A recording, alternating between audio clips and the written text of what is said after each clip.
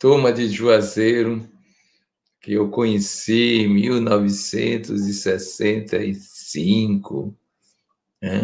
Já pelo final do ano, 66, aliás, viajando aí em excursão não espírita. Eu gostaria de desejar-lhes, nesse momento, as melhores vibrações espirituais, o carinhoso abraço da diretoria da Federação Espírita do Estado da Bahia e a inspiração espiritual mais elevada para que esta comemoração seja capaz de entusiasmar as pessoas pela vivência desse tesouro imenso que é o pensamento espírita trazido para renovar a sociedade da sua onda materialista, da sua onda consumista, em suma, do seu modelo de vida centrado apenas no mundo corporal. Gostaria de lhes dizer que o nosso presente aos centros espíritas da Bahia, em especial falando aos companheiros do João Moreira Rego, é oferecer atividades em que eles possam participar, compartilhando experiências, realizando trocas de informações,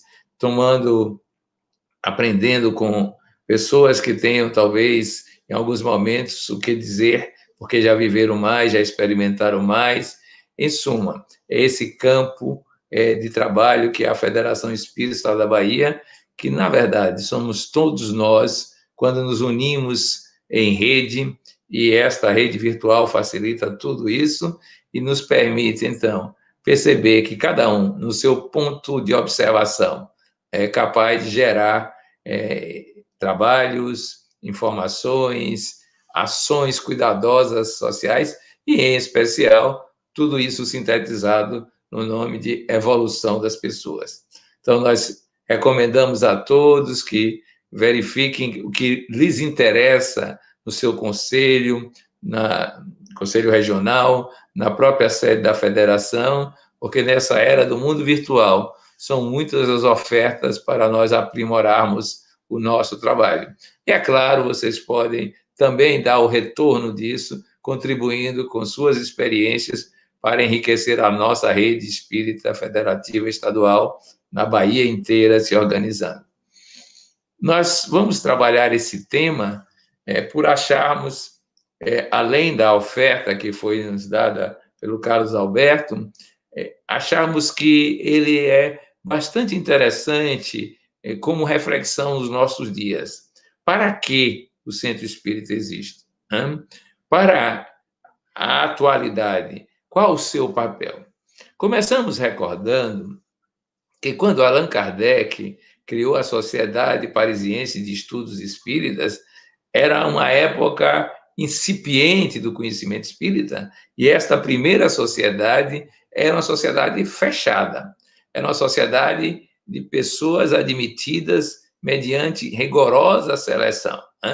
De vez em quando, que ele permitia a existência de um visitante, porque se tratava de uma sociedade vivendo uma experiência inteiramente nova. Era a experiência de intercambiar coletivamente com os seres de outra dimensão. Era a vivência da interexistencialidade para produzir conhecimento, produzir resultados filosóficos, resultados científicos, metodologias, como aparece no Livro dos Médiuns, orientações de caráter moral, construções novas sobre a religiosidade e ainda entrevistar pessoas para o trabalho do desenvolvimento da própria arte. Naquele momento, na cultura francesa e na Europa toda, vivia-se uma espécie de dissociação ou esgarçamento do saber. Filosofia de um lado, ciência do outro, religião do outro, arte um tanto quanto alijada do cotidiano, das vivências das elites, de um modo geral, a não ser como esporte, como diletantismo, como hobby, como diversão. Mas arte como conhecimento, como produção de possibilidades evolutivas, isso não aparecia. E, nesse momento, a ciência se torna hegemônica.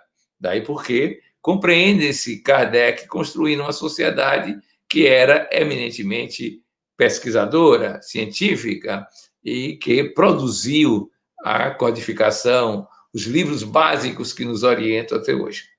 Mas o tempo passou, a história foi avançando, novos colaboradores, e quando o Espiritismo chega no Brasil, em particular na Bahia, ele já começa a ter alguma diferenciação, né, em matéria de organização. O primeiro grupo, o grupo familiar de Espiritismo, evidentemente tinha características muito próprias, ainda mediúnicas, mas muito mais de orientações espirituais do que propriamente de pesquisa, na época de Luiz Olímpio Teles de Menezes. A posteriori, os centros se multiplicam, e na Bahia, entre eles está aquele centro chamado Razão e Consciência, onde viria trabalhar José Pititinga, que também trabalhou em Juazeiro um certo período. Agora, convertido ao Espiritismo, resolve, ao longo do tempo, construir uma entidade que fosse capaz de agregar os centros espíritas e, de certa forma, construir uma unidade que já era anseio da então quase quarentona Federação Espírita Brasileira. Ele, inspirado por essa orientação nacional, resolve e cria, em 1915, a União Espírita Baiana. Essa união era a união dos espíritas e a união dos centros espíritas. Mas, ao longo do tempo, se verificou que ela não conseguiu, de certa forma, agregar os centros num projeto típico federativo. Mas os centros se constituíram em função de uma série de variáveis. Umas eram a existência de médiuns ostensivos, médiuns atuantes, muitos deles conhecidos na Bahia, como o Saturnino, que curou Manuel Filomeno de Miranda, hoje escritor na Pátria Espiritual, Mãe Helena, em Alagoinhas, médiuns os mais variados, que, à época, construíram, então, os centros espíritas centrados na mediunidade.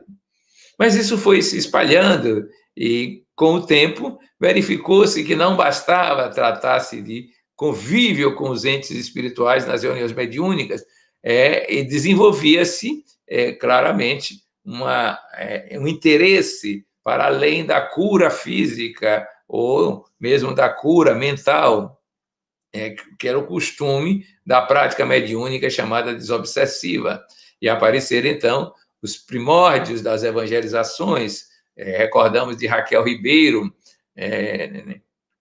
na época de Abel Mendonça, que também foi um líder espírita importante aqui na Bahia, que começam esse tipo de atividade. Depois, as juventudes espíritas emergentes, a Manuel Miranda, na própria União Espírita Baiana, a Nina Aroeira, no Centro Espírita Caminho da Redenção, isso já na década de 50, e os centros espíritas vão adquirindo contornos de uma espécie de educandário, onde as pessoas estudariam, se aprimorariam, atuariam de alguma sorte com um viés de aprendizagem cultural nesse sentido. E é claro que, no meio dessas atividades, apareceram, então, aquelas necessidades que são implícitas na civilização, em todo ser humano, ou pelo menos nas culturas de um modo geral, que é o anseio de Deus. E, aos poucos, as atividades espíritas, que eram de natureza de estudos ou de atendimento aos necessitados, sejam eles espirituais e materiais, começaram a entender que era necessário ter algum aumento de convívio espiritual com a oração e, mais além da oração tradicional, com aquilo que se chama o sagrado. E aí, então, recentemente, começaram a ser resgatadas as lembranças e pesquisas de William James, das experiências das variedades religiosas, de um modo geral, ou as experiências ligadas à busca de Deus, como nos ensina Leon Denis, no Grande Enigma, e nós estruturamos, então, progressivamente, um pouco ainda, digamos assim, incipientemente, a busca da noção do templo. Né? Foram essas três configurações que reconhecemos no centro espírita da atualidade. Né? A configuração do que chamamos de hóspice, não há uma palavra em português que traduza isso, mas é a ideia de o local de acolhimento. Né? Hóspice, que lembra hospitalidade. Alguns lembram hospital, mas hospital está muito viciado em termos de entendimento, ou denotando doença, patologia, nosocômio, como se chama na linguagem técnica. E hóspice era muito mais que isso.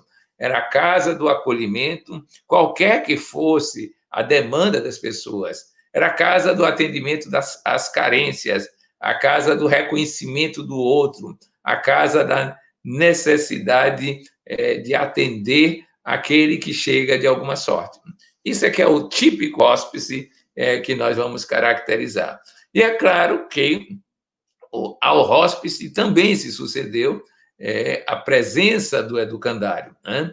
Esse educandário, de um modo geral, começou, de certa forma, atuando no Brasil Império, no Brasil República Velha, construindo escolas comuns. Por que isso? Porque o Espiritismo é uma doutrina que exige estudo, exige leitura, e o grau de alfabetização, e hoje dizemos de letramento das pessoas, era muito pequeno, e por isso mesmo teria dificuldade de acesso aos livros espíritas, que de alguma sorte trazem conhecimentos que exigem uma competência em matéria de língua, da língua mãe, a língua pátria, de forma a entender o que ele quer dizer.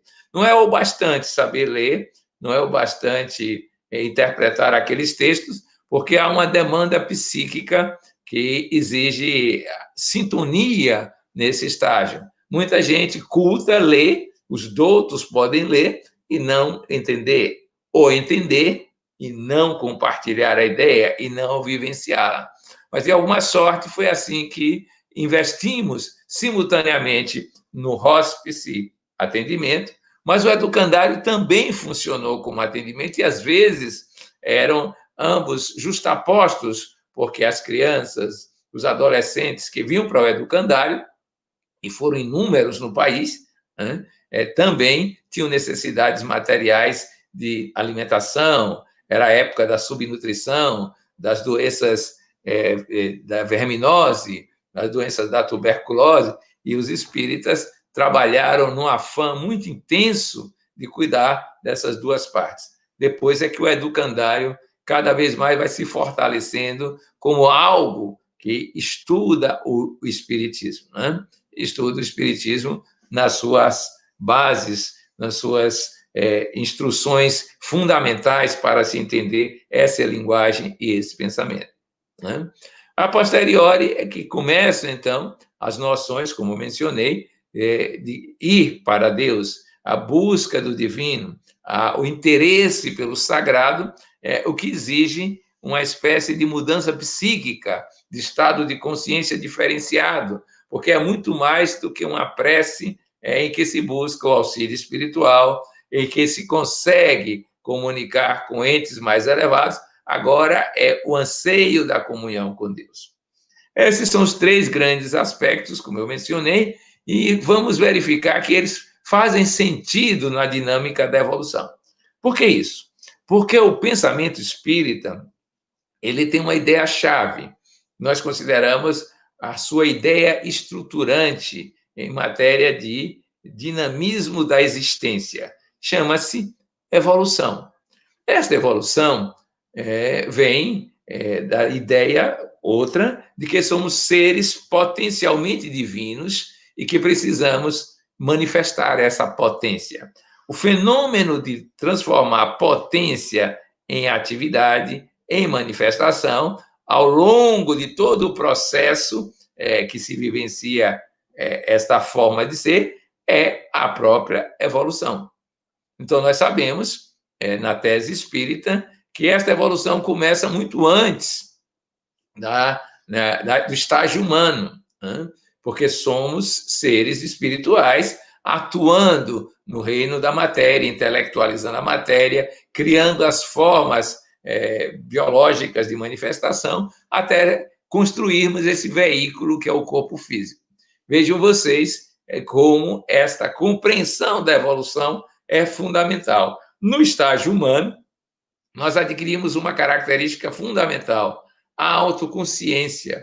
Nós sabemos que existimos, sabemos verificar como somos conscientes, temos acesso direto à nossa vivência em termos de consciência e somos os geradores dos novos fatos evolutivos. É como se diz, agora a evolução é dirigida pelos próprios seres que estão evoluindo nas suas manifestações. Ora, essa ideia estruturante de evolução, que está no estágio humano e que encadeia o reino mineral até a plenitude, bem-aventurança, comunhão divina, que alguns chamam de angelical, na tradição típica de origem católica.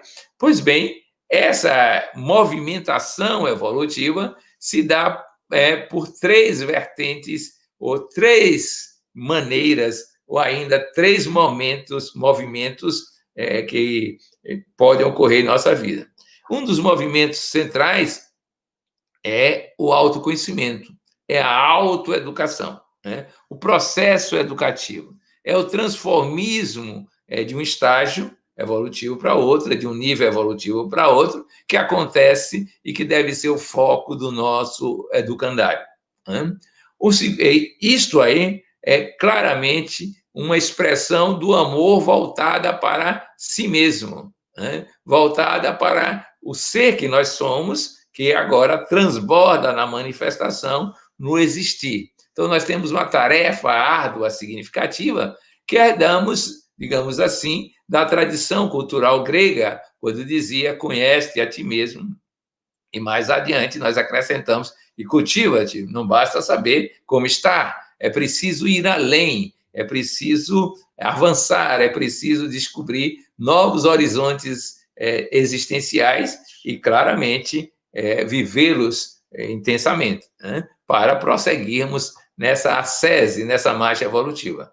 Esse é um movimento básico que o Livro dos Espíritos já consagra na palavra de Santo Agostinho, quando diz que para construir um mundo de bem é preciso esse conhecimento de si mesmo, e há um método, uma praxis para alcançar esse resultado, que ele resume no inventário dos seus comportamentos, das suas atitudes, comparando-as com as suas possibilidades evolutivas ao dormir. É o que ele repete, da sua tradição, quando era encarnado, embora o seu método, quando encarnado, abrangesse mais aspectos do que ele narra no Livro dos Espíritos. Mas é preciso focar que é o movimento de reconhecimento de si mesmo, é o movimento de manifestação cada vez mais clara da sua própria potência, que, insistimos, é de natureza divina. Mas há um segundo movimento, que é uma espécie de sair de si.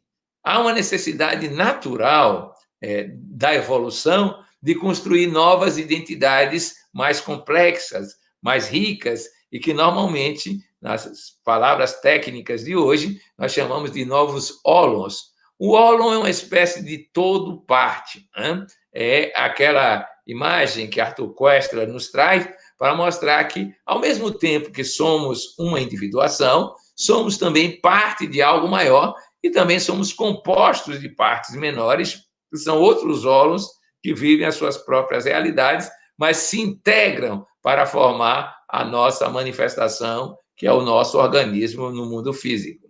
Pois bem, esta vivência de integração, que é um aspecto da amorosidade e que vem muito fortemente respaldada na tradição da Palestina, na tradição do cristianismo original, ela quer dizer viver o amor ao outro. O outro que pode ser próximo, pode ser distante, pode ser amigo, pode ser adversário, não importa. A evolução provoca integrações, e isto é feito de amorosidade, e que transborda em inclusividade, em alteridade, e transborda também naquilo que é o prazer de servir. Daí porque o maior no reino dos céus, na tradição cristã, é o servo, o servidor, né? Não é o subserviente, é aquele que atua no mundo com disponibilidade para dar respostas às demandas do mundo. Isso é muito rico no nosso hóspice, na nossa hospitalidade, nos nossos cuidados com as pessoas que hoje estão configurados no atendimento espiritual, estão configurados na assistência e promoção social espírita, são os setores assim denominados para cuidar dessas formas. Né? E, além disso, nas nossas reuniões de cuidados interexistenciais, chamadas reuniões de desobsessão.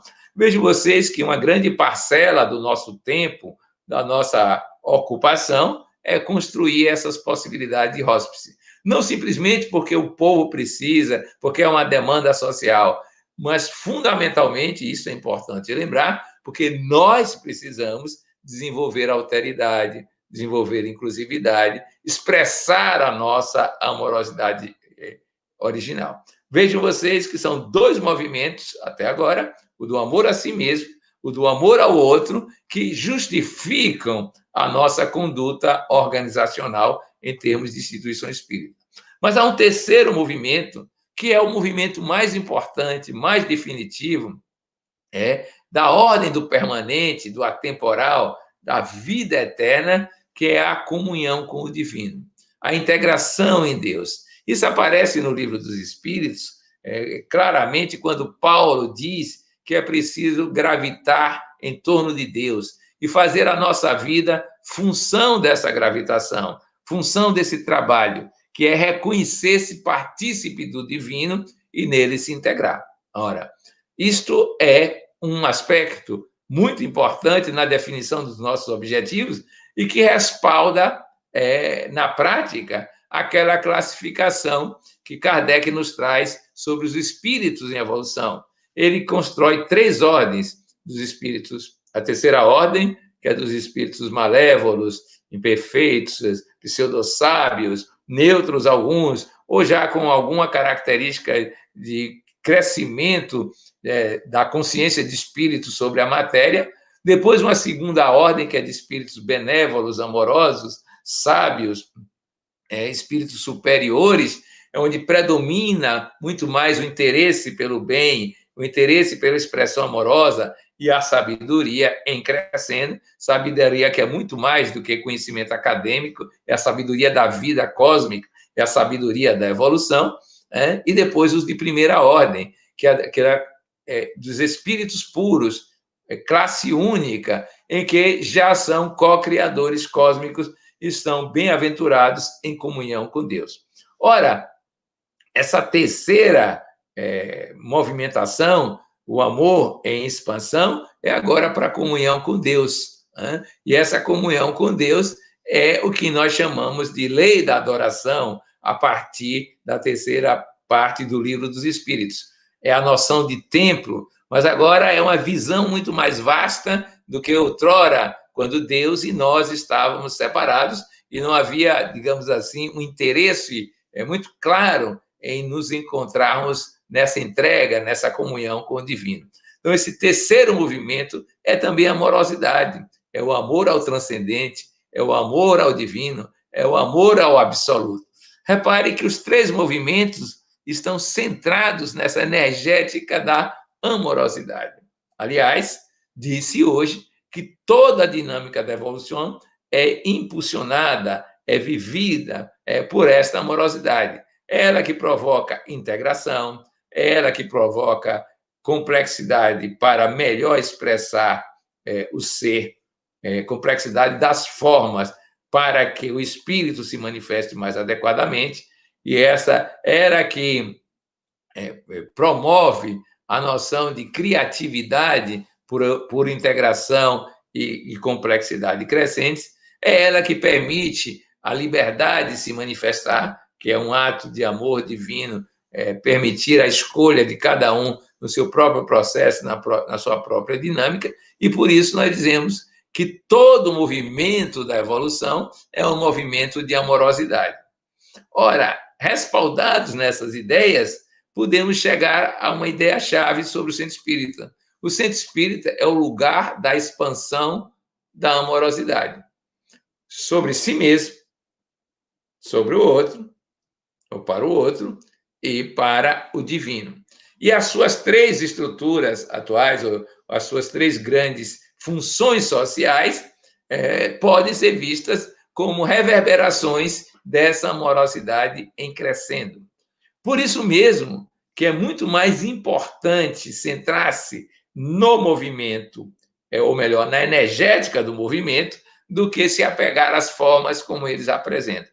E aí, recordando que nós temos um modelo e guia que era a expressão do amor máximo na nossa história humana, que é Jesus Cristo, e lembrando um dos seus apóstolos, chamado Simão Pedro, que escreveu uma epístola, é preciso que nos amemos ardentemente de coração puro. Olha que Jesus mandou: amai-vos uns aos outros como eu vos amei. Pedro esclarece que é ardentemente e de coração puro. Coração puro é aquele que já chegou a um estágio que permite ver a Deus. Os puros de coração verão a Deus. Este é o nosso caminhar. Então, toda a nossa grande tarefa, todo o nosso grande trabalho é nesse sentido, de fazer a amorosidade se expressar. À medida em que ela vai se expressando em nós mesmos, vamos descobrindo novos reinos interiores. Nós temos um lugar sagrado, íntimo, onde a potência divina está muito mais nítida, mais clara, e que não chega ainda na periferia. Esse movimento de introspecção, muito bem recomendado por Leon Denis, é fundamental em nossas atividades para que saibamos quem nós somos e, melhor ainda, em que estágio nós estamos, como nos aprisionamos em nossas construções e veículos temporários e como podemos nos libertar dele. Por amor a nós mesmos, podemos fazer isso. Então, temos uma tarefa significativa verificando esse olhar aplicado à nossa vivência. Ora, isso vai fazer com que a gente aprenda a viver com os outros, aprenda a percebê-los nos seus ritmos próprios, aprenda a conhecê-los e a responder segundo as suas possibilidades de entendimento, de aceitação, de demanda. O amor não constrange, o amor não abriga, o amor não submete. O amor é vivência de inteireza crescente em liberdade. O amor é criação de amplitudes e, posteriormente, de plenitudes, como nos ensinou alguém. Então, é este amor que agora transborda, que faz com que nós possamos recordar com Leopoldo Machado que somos companheiros, amigos e irmãos que vivem alegres, pensando no bem. Vejam que mensagem a antiga canção da alegria cristã, o hino da alegria cristã, já nos traz sobre essa amorosidade que configura uma espécie de crescimento das relações humanas. Esse trabalho que precisamos encarar de frente e fazê-lo permanente. E é claro que tudo isso vai transbordar em momentos de experiências indescritíveis, que é do amor ao divino, o amor à transcendência, para perceber esta divina presença no cotidiano das nossas vidas.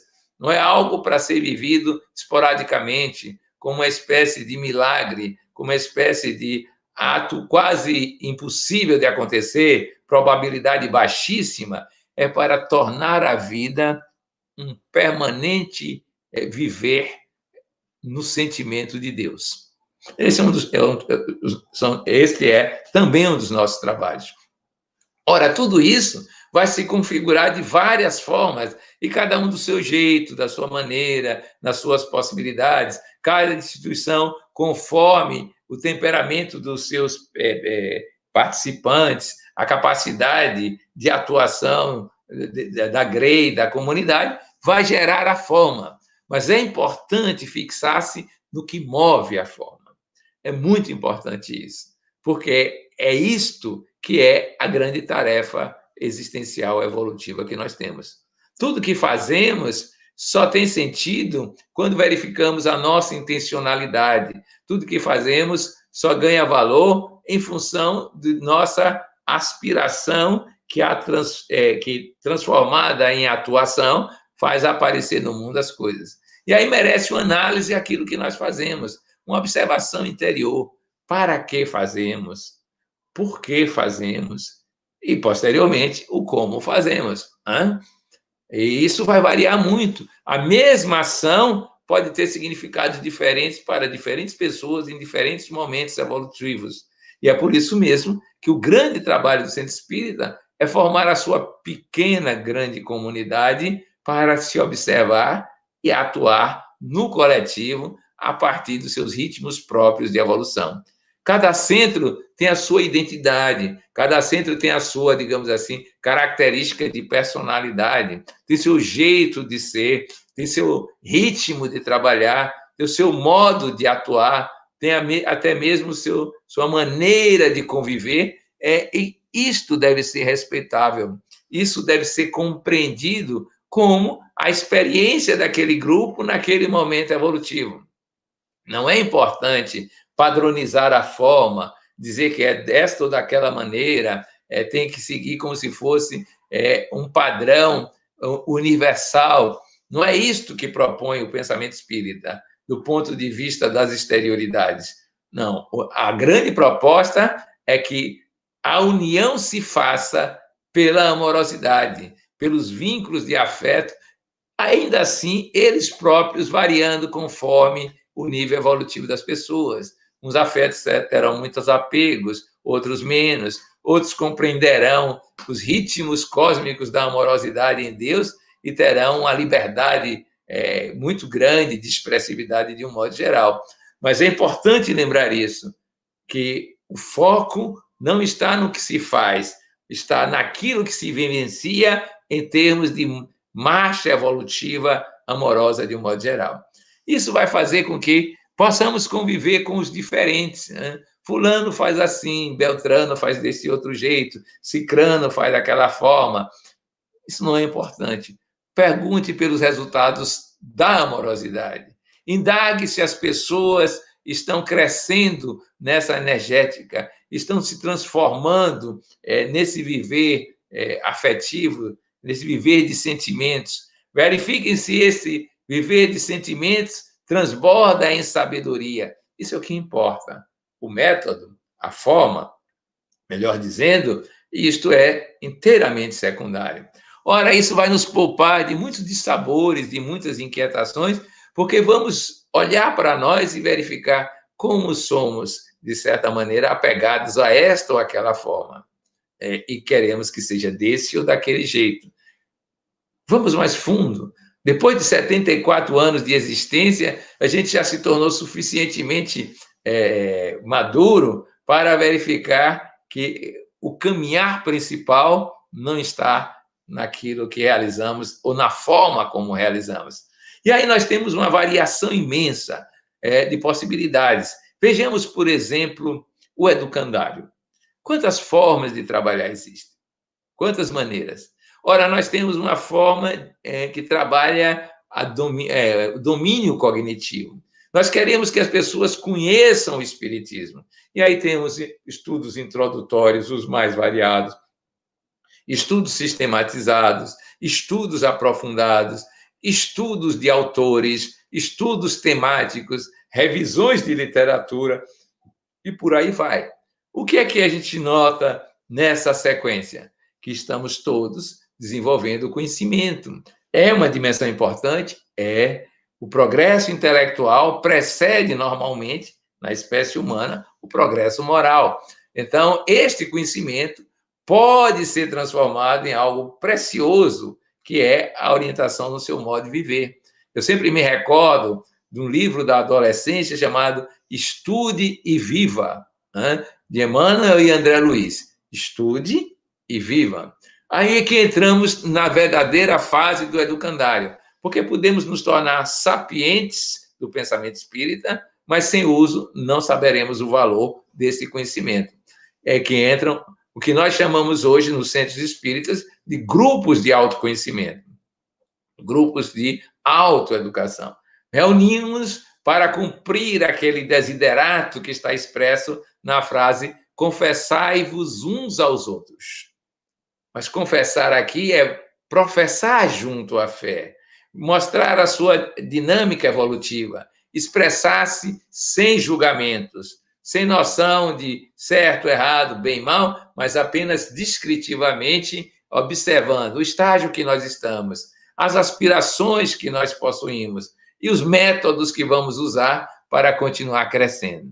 E aí vamos verificar que a vivência vai se tornando mais nítida, mais clara no nosso dia a dia e é o objetivo primordial que passa a dominar a nossa existência. O conhecimento vai continuar em termos de estudos, pesquisa, disso, daquilo, porque eles são úteis não somente para esse autoconhecimento, mas para outras ações que nós veremos no hospice, no cuidado com os nossos irmãos, com nossos companheiros, com os necessitados de um modo geral. Mas a gente precisa experienciar.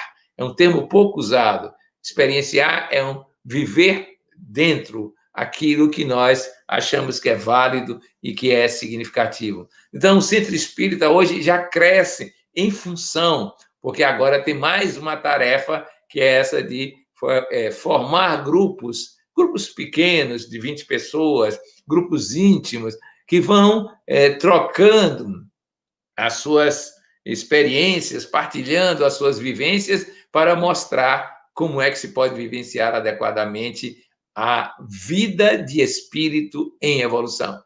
Eu me recordo de um livro muito conhecido nos arraiais protestantes, chamado Em Seus Passos que Faria Jesus.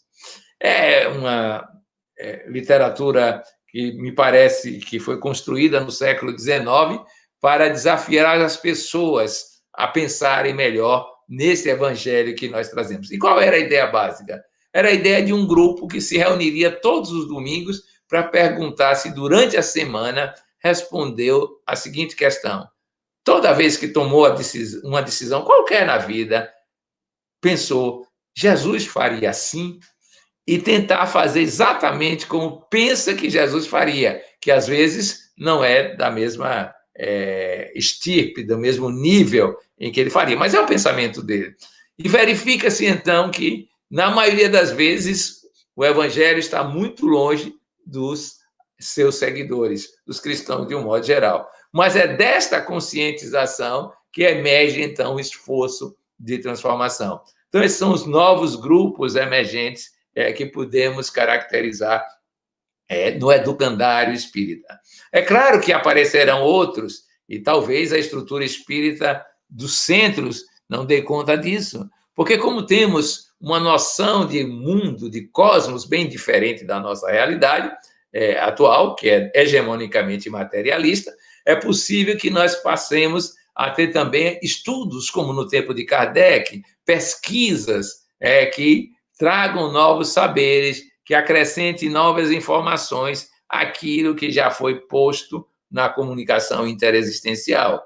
Isso é possível, mas parece-me que ainda não é chegado o tempo fácil de realizar essas questões e podemos, então, ficar com este educandário que ainda não está na fase de produção do conhecimento e criar estruturas mais coletivas, quem sabe, numa rede federativa para as pesquisas, para a troca de experiências, para as vivências em comunidade, já que o pensamento espírita, na sua produção de saber, necessita do coletivo de pensamento interexistencial. Não é só um coletivo de pensamento de encarnados, mas é interexistencial, porque é uma doutrina que nasceu pela influência direta dos espíritos. Vejam que o educandário hoje já pode se expandir e cada um pensará em função das suas possibilidades. Mas existirão vários tipos de centros espíritas que representarão as modalidades de compreensão e de entendimento. Que cada um não se sinta aquele centro que deve ser universalizado, que não sinta que a verdade da organização está nesse tipo de modalidade de expressão e que perceba as diferenças evolutivas, as diferenças de compreensão do próprio espiritismo e as suas aplicações conforme as suas necessidades. Há tantos centros, em tantos lugares tão diferenciados. Conheço em certo modo, quase todo o Brasil. E vejo que os centros na Amazônia, onde para se chegar neles, viaja-se 4, 6 horas de barco, e eles ficam ribeirinhos completamente diferentes dos centros que nós organizamos na vida urbana. Conheço centros que estão se instalando em zona rural, tem outro clima, e alguns recomendam até que façamos isso com mais frequência. O clima psíquico é mais favorável porque não tem a densidade da psicosfera, dos pensamentos, das ideoplastias da zona urbana, centros de pequeno porte, e que funcionam como verdadeiras células, de interação com o mundo espiritual, onde os espíritos aportam nas madrugadas, porque ali se faz a presença do psiquismo, da psicosfera mais elevada, para adentrar, então, nas regiões de trabalho, no mundo físico que nós vivenciamos. São tão variados, essa dimensão espiritual de cada centro espírita deve ser muito bem pesquisada, muito bem sentida pelos seus membros, para saber que está muito além dessa célula física e que o educandário vai muito além daquilo que nós fazemos cotidianamente. Recordo-me de um orientador espiritual em Serrinha, no Centro Espírita Deus, Cristo e Caridade, que dizia que quando saíssemos da sala de aula, evitássemos o tumulto, o burburinho, a conversa de voz alta, porque isso afetava a psicosfera, e ele dizia que após a nossa saída para a chamada campanha do Quilo, outras turmas do mundo espiritual viriam assistir à aula que foi gravada naquele horário. Imagine que nem se sabia ainda das teses de ressonância mórfica, mas se tinha uma noção de registros chamados acásicos em outras doutrinas, em outros pensamentos, porque fica nessa psicosfera esse tipo de situação. A mesma coisa acontece com o nosso hóspice, né? Ele tem gradações imensas, variadíssimas, desde o atendimento puro e simples, a necessidade material da fome, e é importante lembrar que a fome ainda é uma tragédia em nosso país, que deveria ser superada à medida que a amorosidade se expandisse de tal forma, porque, como diz o Livro dos Espíritos, um texto de Kardec, numa sociedade verdadeiramente cristã, ninguém passa fome. Ou o inverso, completamos nós, todos passam fome. Não é? Mas nós temos que começar por algum lugar. E começamos pelo mais visível, por aquela corporeidade. É claro que poderíamos pensar, é melhor ensinar a pescar do que dar um peixe, mas vale a pena recordar a gradação evolutiva.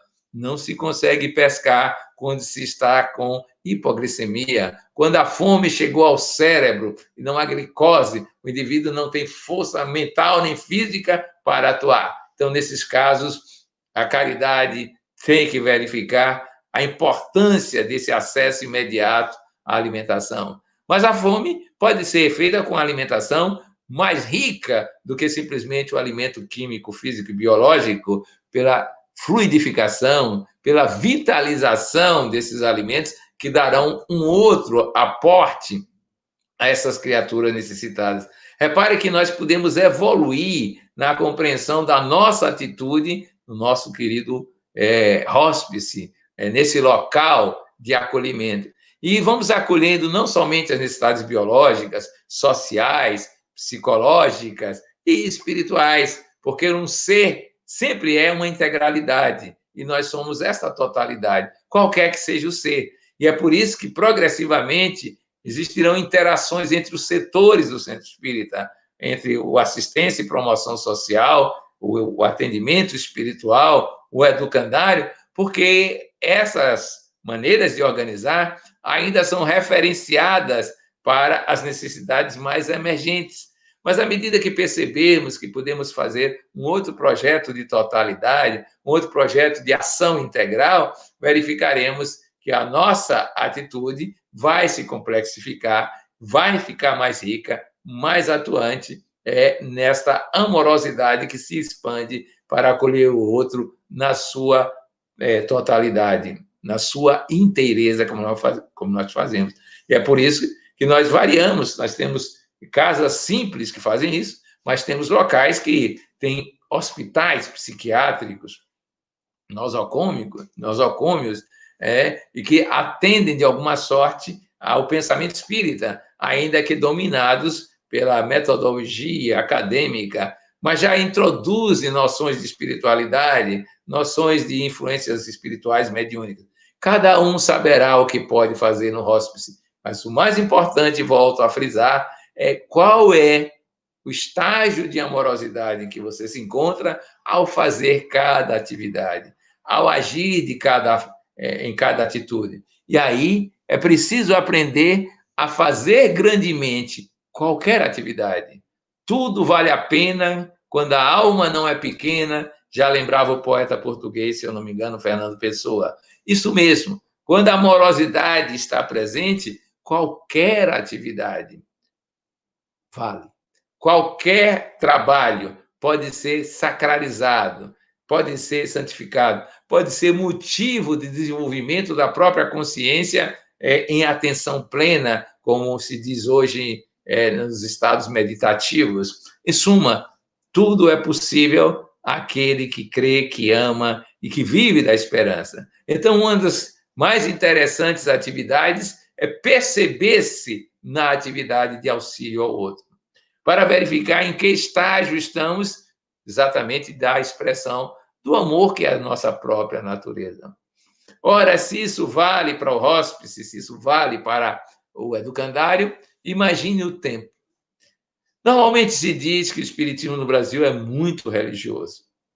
Isso, às vezes, a gente ouve, e eu lamento lhes dizer que, se é muito religioso, não é exatamente da religiosidade que o espiritismo desejava. O espiritismo lança, apregoa. Primeiro, porque nós dizemos que é preciso ter uma fé que encara a razão em todas as épocas da humanidade.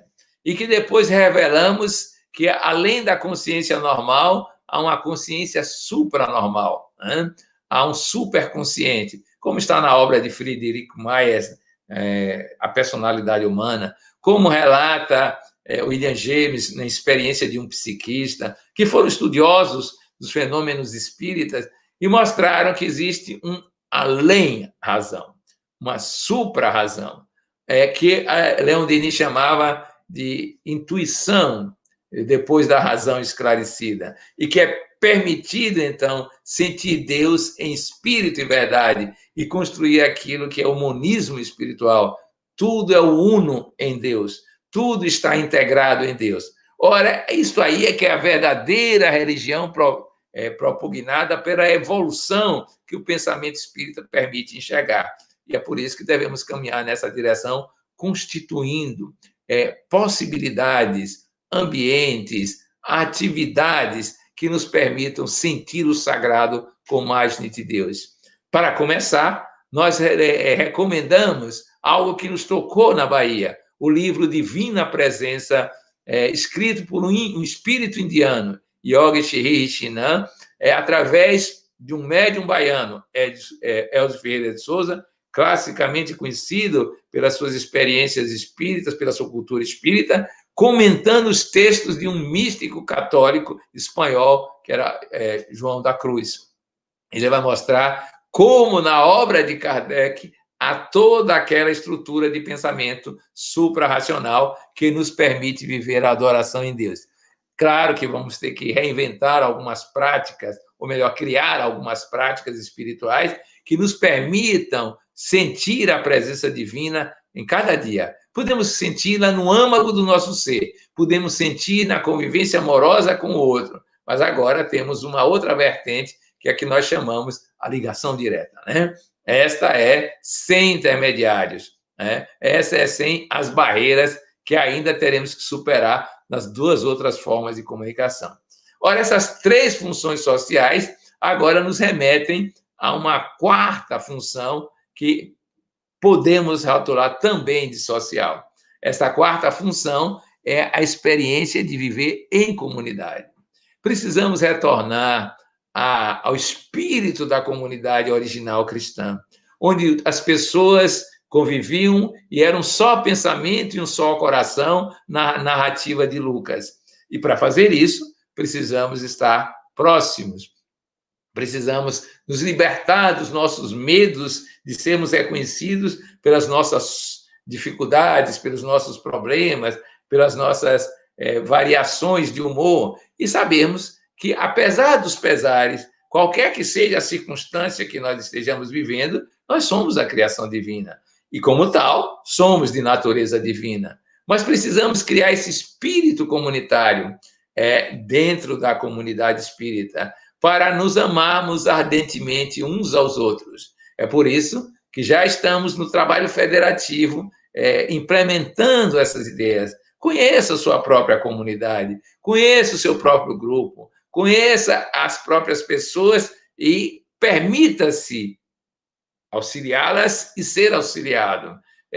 Permutar experiências, trocar possibilidades existenciais e, aos poucos, sermos um só pensamento e um só coração. Na diversidade das formas vivenciais, termos esse sentimento de unidade, de pertencimento a esta comunidade, a comunidade deste centro, e sem exclusão dos outros, porque o pertencimento de uma comunidade não impede você estar interagindo com outras comunidades, mas faz com que você enriqueça esse local com as suas vibrações, com as suas ações, com o seu trabalho, com as suas atitudes. Então, essa comunidade, como aquela que existiu nos arredores de Jerusalém, será a comunidade onde os espíritos bons, os espíritos mais elevados, superiores, poderão manifestar-se, às vezes até por voz direta, para fazer ver que a comunidade é muito mais do que as pessoas,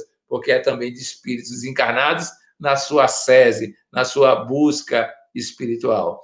Esse é um dos nossos trabalhos mais interessantes para a atualidade, esta quarta função social para dentro do próprio centro espírita, os trabalhadores apoiando os trabalhadores, os companheiros vivendo como amigos e irmãos verdadeiramente alegres, porque estão seguindo a canção do Evangelho na sua inteireza, ou pelo menos se aproximando dessa riqueza. É este centro espírita que nós delineamos na estrutura atual, bem diferente dos primórdios das nossas agremiações, das nossas instituições, porque ampliou as suas funções, porque constituiu-se numa riqueza, numa complexidade muito maior, que esperamos alimente os sonhos da comunidade do Centro Espírita João Moreira Rego. 74 anos são respeitáveis, até mesmo pela duração. Quantas instituições desapareceram nesse período? Quantas empresas morreram? Quantas estruturas sociais feneceram por falta até de viabilidade ou de interesse? Mas quando um centro persiste, significa que houve continuidade, houve sucessão, houve possibilidade de manter a chama acesa do ideal. A todos esses companheiros dessa vivência, aos nossos votos de muito trabalho, nossos votos de desafios cada vez maiores para que, nesse estágio de que estamos, estes desafios sejam emulações, sejam estímulos à transformação e ao crescimento espiritual de modo geral. E, é claro, desejamos que estejam cada vez mais integrados no Conselho Regional, cada vez mais partícipes dos encontros estaduais, cada vez mais sentindo a grande comunidade espírita baiana vivenciando nas suas experiências as possibilidades maiores, porque uma grande grey, uma grande comunidade tem uma potência espiritual muito mais rica, muito mais vasta. Ao mesmo tempo, olhar para si, para dentro da instituição e desencastelar-se, vivendo, como dizia Leopoldo Machado, nesse trabalho de realização comunitária, social, integrativa e federativa. Que Deus nos abençoe, nos inspire a cada dia e nos permita realizar os nossos sonhos em cada casa que estamos, e em especial nesta casa que ora aniversaria. Uma boa noite a todos.